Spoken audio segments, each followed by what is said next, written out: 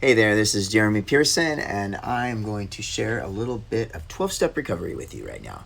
So I want to talk about step 3. This is made the decision to turn our will and our lives over to the care of God as we understand God.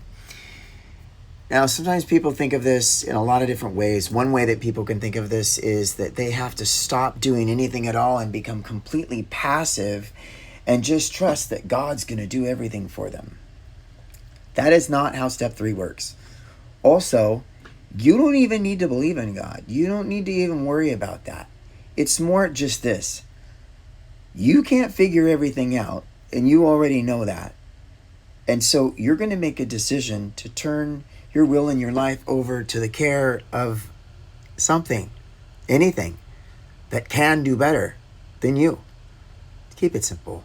Don't make it too complicated. Right? It's just recognizing I can't do this by myself and I need help. Right? That's what steps 1, 2, and 3 are all about. I'm going to give you a few examples that might simplify it a little bit. If I decide to plant a garden, I know how to till the soil. I can add fertilizer to the soil. I can plant the seeds. I can water. And I can even put sun lamps out there to try to add more sunlight if I need to. That's it. That's all I know how to do. I can't make it grow. I can't make any of those decisions about will it grow, how will it grow, or anything like that. I don't know how to make a cell divide from one cell into two or anything like that. That's something that is by far beyond my understanding. I don't know how to make any of that happen. None of it. I don't know how to do photosynthesis. Do you? Yeah, I didn't think so. So understand that do what you can do, right? And then know what you can't. That's what the serenity prayer is about. It's not about God. It's not about religion. It's not about a deity or anything like that. It's about wisdom. It's about recognizing, okay, these are the steps I can take. This is something I can do. And then everything after that, I don't know. I can't do anything about it.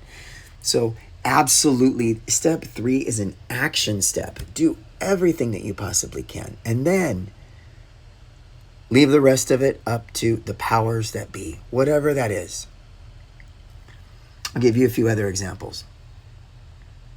My first job that I ever had was at a dry cleaner.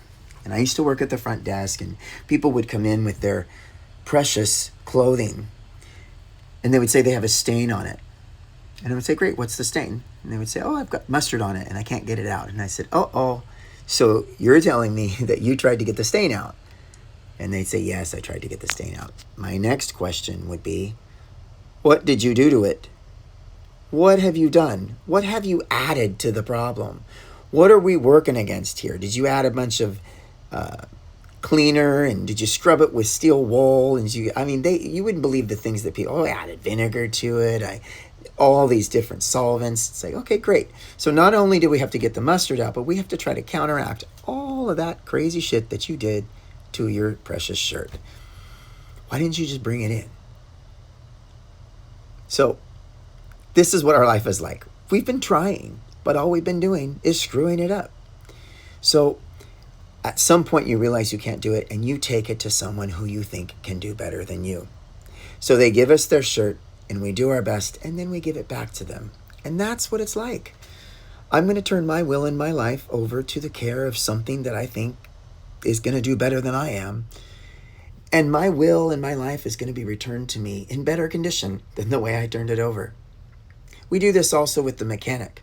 Something goes wrong with my car, and I decide I don't know how to fix it, so I take it to someone who I trust, to someone who I think can do better than me. But you know what?